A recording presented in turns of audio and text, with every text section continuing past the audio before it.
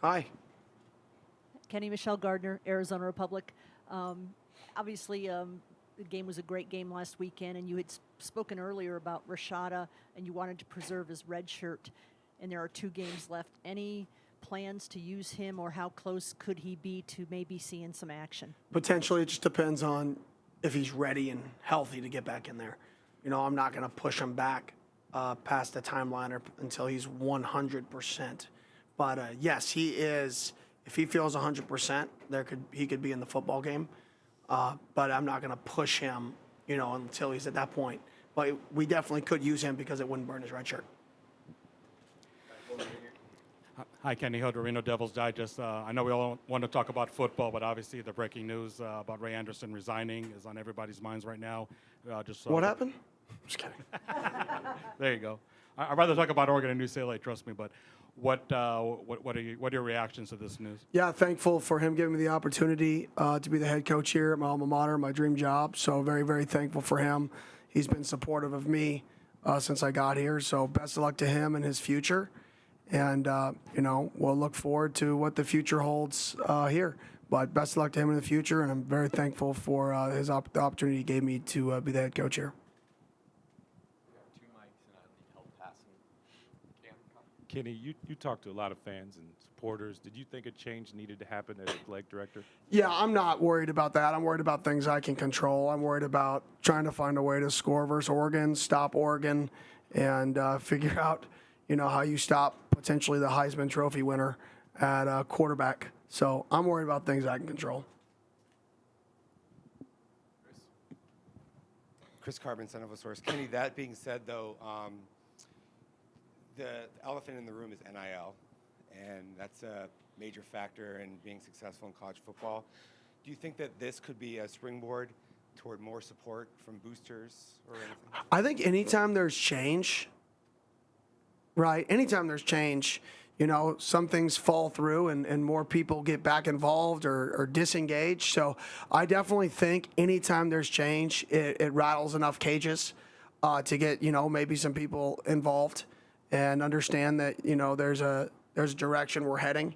I think we're the last 10 months, we've been put in the right direction. That started with, hopefully people believe Ray bringing me in here, and hopefully that's going to carry on through his predecessor and the direction we want to go. And NIL is we've got about a month, but we got to step it up and we got to get rolling at a rapid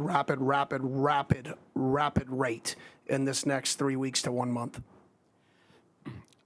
So Kenny, getting back to football, you've been really good about being even keeled throughout the season, not being caught up with last game in Seattle, or you're playing Washington State, and both staffs know each other very well.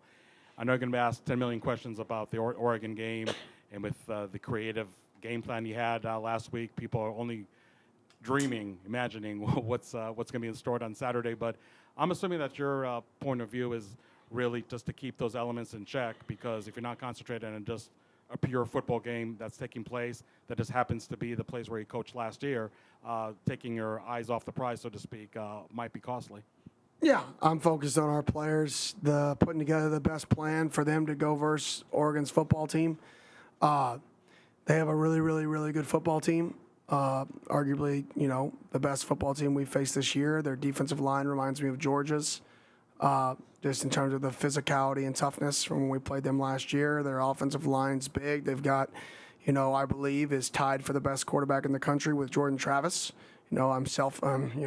Coached them both, so I have a bias towards both of them. But so both that dynamic of having a really, really stout D-line, really stout O-line with an elite quarterback, an elite skill at the wideout is a very scary dynamic, and we have a big task ahead of us. And just as a follow-up, with the creative game plan that you had last week, you obviously don't feel like you have to outdo yourself just because now it's Oregon on the schedule. No, we're going to do the best thing possible. Like, we may put 12 guys out there, I wish, not really, that'd be a penalty, in case anybody was wondering, right? Unless it's in the fourth quarter. But yeah, we may, who knows what we'll do. We're going to put our guys in the best position to be successful, and that's going to look different every week right now. Eventually you want to get to a point where teams have to change to stop you. You don't have to change to stop people. But right now, we have to change a little bit to try to, create some numbers advantages and try to be creative. Coach Walker Smith, Cronkite News. Is the news with Ray Anderson something you had known for the past couple of weeks was coming, or is this something new you were just learning in the past couple days? Yeah, I don't want to comment too much on the timeline. I mean, I was told this morning in a staff meeting. So I found out this morning in the staff meeting. So it was good before it got out. So I definitely knew before it got out to the media. Coach Harris Hicks, Arizona's family, coaching a guy like Bo Nix, and now playing against him. What was your relationship like with him, and how would you describe him on and off the field? Well, yeah, I mean, we have an unbelievable relationship. It goes back to Auburn. When I got the OC job at Auburn, he was the true freshman quarterback there that I recruited towards the end of that cycle, and we just built a great relationship, stayed in contact, got to Oregon. I mean, he moved to Oregon because of our relationship, essentially. So when you really think about that, that's how good of a relationship we had. Is he trusted me, his family trusted me with their son for his kind of second chance at this deal when nobody thought he could throw. And now he's over here going to be a top 10 pick, potentially winning Heisman's. And it's just a testament to the character of Bo. Bo's an unbelievable person. One, he's a great kid. He's got a great family. He's so competitive. He's uber competitive. He's super smart and intelligent. And, I had a scout ask me the other day, does he process because he throws the ball so quick? I'm like, yeah, that's why he throws it so quick, because he knows exactly what's happening before the ball is snapped. And that's one of his greatest strengths is he's gotten to a point, he's gone from a guy who ran around a lot to a guy who literally has the quickest catch-to-throw percentage or timing in college football. And that's a testament to just his intelligence, his work ethic, who he is as a person. He's somebody that anybody would want. He's married, but if he wasn't, you'd want your daughter to marry him. Like, he is that type of person. And, I have nothing but positive things to say about him. Coach, you said you obviously have a huge connection with Bo Nix, but also you have a connection with Dan Lanning. What is it about his game plan that makes his offense just so unstoppable? Yeah, well, hopefully they're not unstoppable on Saturday. But, they've been the best. They're probably the best Oregon offense since the Chip Kelly era, since the Mariota era. This is the best Oregon's been on offense in a long time, and that's including me there last year. They're better than we were last year, and that's just me being completely honest. And I think what makes it scary is you're good up front, you have good wideouts, you have a good running back, and you have an elite quarterback. I don't know where the flaw lies. If you look at their offense and you look at their starters, there's probably 8 guys that'll play on Sundays.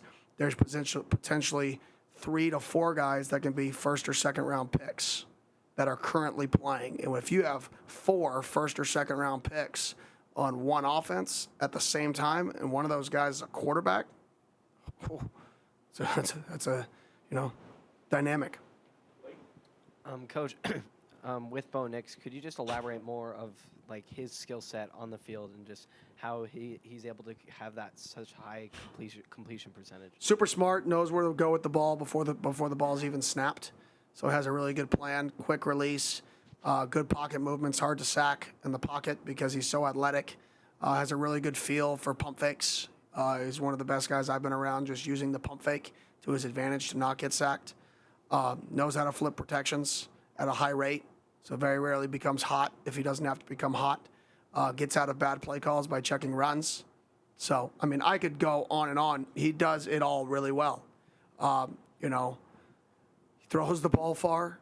There was a time last year he didn't think he had a strong enough arm. He was over there throwing it like 65 yards, so he started playing catch from his knees in pre-practice. I'm like, what are you doing? Like, your arm's plenty strong enough. But that's just the mentality he has, is he always wants to get better, and then he's an elite leader. So you combine all of those skill sets, he is really good.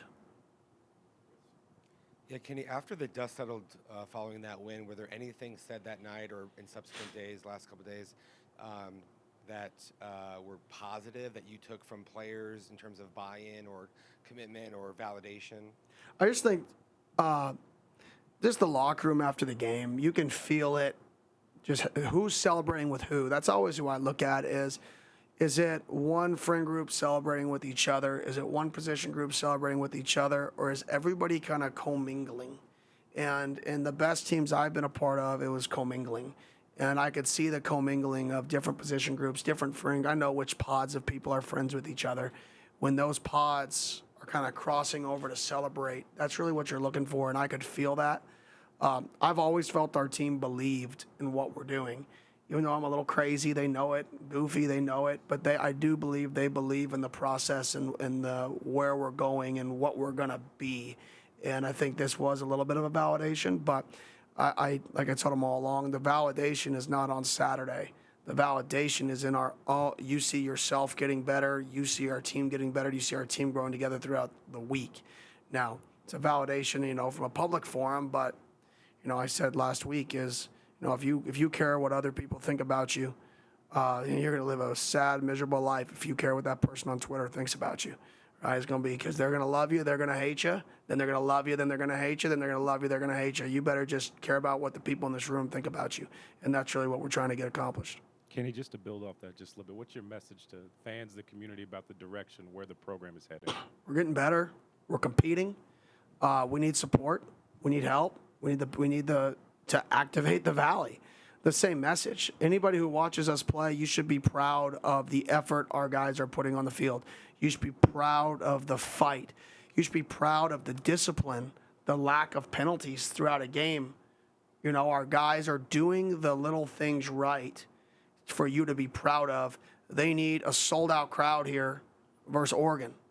If we expect to beat a team like Oregon at home, well, we better have the best home field advantage in the country. We better have a sold-out crowd, loud as can be, at 2 o'clock. That's what we need. We need the support. So these guys, when these recruits show up, I can't mention a kid's name, but when he shows up and he visited Oregon last week, and he shows up to our stadium, he goes, whoa, that's just as good of an environment as I was just at, or similar.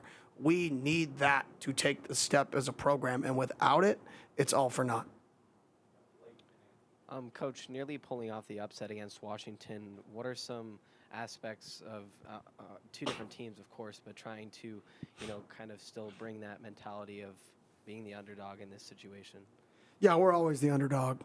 That's my personality is, I want to compete versus people that people perceive as better forever. Like, I don't care if we're ever a 30-point favorite, I'm going to consider myself an underdog. Like, that's just how I operate. So it doesn't matter who we play. We're going to prepare the exact same way with the exact same mindset that we're going to go to win the football game. And anybody who doesn't think we're going to win the football game, don't get on the bus, don't go to the team hotel, stay home, have a cupcake, and enjoy your day. Anthony Remedios, WCSN.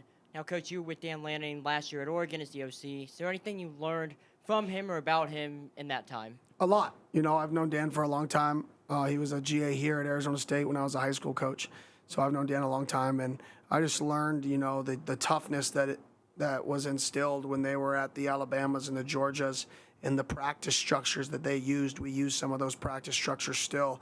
I learned working for a defensive-minded head coach how important install days are with formations and motions for a defense and how to get a defense prepared, not just an offense prepared. So it was a lot of good learning experience for me for what defenses need in order to be top defenses in the country and how they needed to prepare. Because with other staffs I've won, they were not offensive-minded, but they were different. So to be able to combine those two philosophies of Mike Norvell, who I think is one of the best coaches in college football, with Dan Lanning, who I believe is the same, one of the best coaches in college football, and I think they're both proving it, to kind of mesh that together was something that I've kind of been, I've been lucky to have those guys that I've been around. Coach, on that aspect of the defense, with such a dynamic offense like Oregon, what's your area of focus this week for the defense? For the defense, take away what we believe they're best at. What that is, I'm not going to tell you. Coach, using a formation like the swinging gate formation, where did you learn that, and what made you want to use it against UCLA? Well, we've done unique things like that this year already. We ran the quarterback sneak from nobody out there, which is a form of swinging gate. Last year I did some of that. But to truly create a sound scheme around it was just the matchups that, we had. And then, I told people in postgame with the Jim Fossil scenario, I was looking at different ways to do it. We didn't copy paste what Fossil did for Utah, but it was more the premise of how they did it. We kind of added our own flair to it. But teams have been running the swing game for a long time. This is not like we reinvented anything. Like, people are acting like I just like pulled this magical rabbit out of a hat. No, we've done something that people have been doing since the 1980s.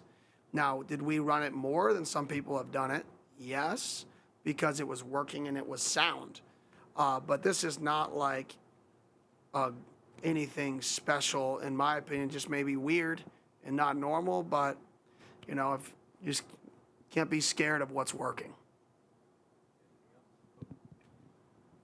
Kind of lost in the mix is the fact that you actually sat down with Marv Lewis and looked at this film. Can you just talk about Marv's influence on how much he helped you, especially as a first-year head coach with all his experience? Yeah, I just always bounce ideas off him. Like, where do you think our team is? How do you think practice is going? Are we practicing hard enough? Are we practicing too much?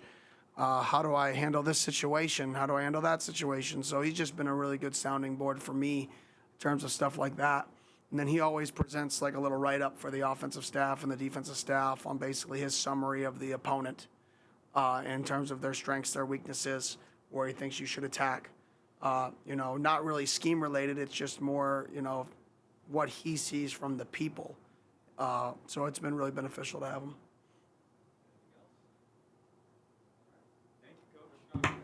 Thank you.